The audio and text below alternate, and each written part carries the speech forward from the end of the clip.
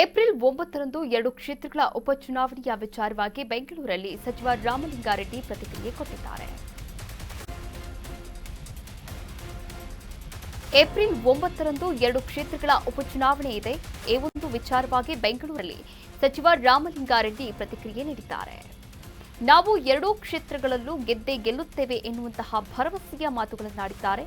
ತಮಿಳುನಾಡು, ಅಸ್ಸಾಂನಲ್ಲಿ ಗೆಲ್ಲುವಂತಹ ಸಾಧ್ಯತೆ ಇದೆ. ಮೋದಿ ವಿರೋಧಿ ಅಲೆ ನಮಗೆ ಅನುಕೂಲವಾಗುತ್ತೆ.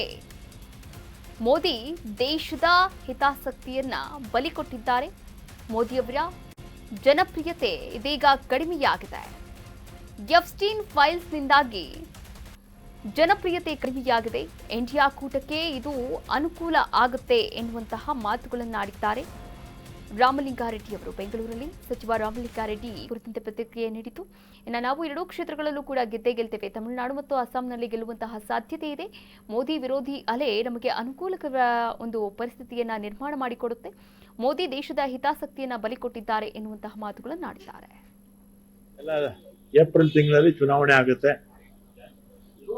ನಮಗೆ ತಮಿಳುನಾಡು ಮತ್ತೆ ಅಸ್ಸಾಮು ಕೂಡ ಚಾನ್ಸಸ್ ಚೆನ್ನಾಗಿದೆ. ಮತ್ತೆ ಅಲ್ಲಿ ಟಿಎಂಸಿ ಸಹಜವಾಗಿ ಅಲ್ಲಿರುತ್ತೆ. ಪಾಂಡಿಚೇರಿ ಇದೆಲ್ಲ ನೋಡೋಣ. ಅಲ್ಲಿ ಮೋದಿಯವರ ಅಲೆ ವಿರೋಧಿ ಅಲೆ, ಮೋದಿಯವರ ವಿರೋಧಿ ಅಲೆ ಈ ಸಲ NDA ಕೂಟಕ್ಕೆ ಅನುಕೂಲ ಆಗುತ್ತೆ. ಯಾಕಂದ್ರೆ ಮೋದಿಯವರು ಟ್ರಂಪ್ ಹೇಳ್ದಂಗೆ ಕೇಳ್ತಾರೆ. ನಮ್ಮ ದೇಶದ ಹಿತಾಸಕ್ತಿಯನ್ನ ಬಲಿ ಕೊಟ್ಟಿದ್ದಾರೆ. ಮತ್ತೆ ಎಫ್ಸ್ಟೀನ್ ಫೈಲ್ಸ್ ಈ ತರ ನಾನಾ ಕಾರಣಗಳಿಂದ ಏನ್ ಮೋದಿ ಅವರ ಪಾಪ್ಯುಲಾರಿಟಿ ಇತ್ತು ಬಹಳ ಕೆಳಕ್ಕೆ ಬಂದ್ಬಿಟ್ಟಿದೆ.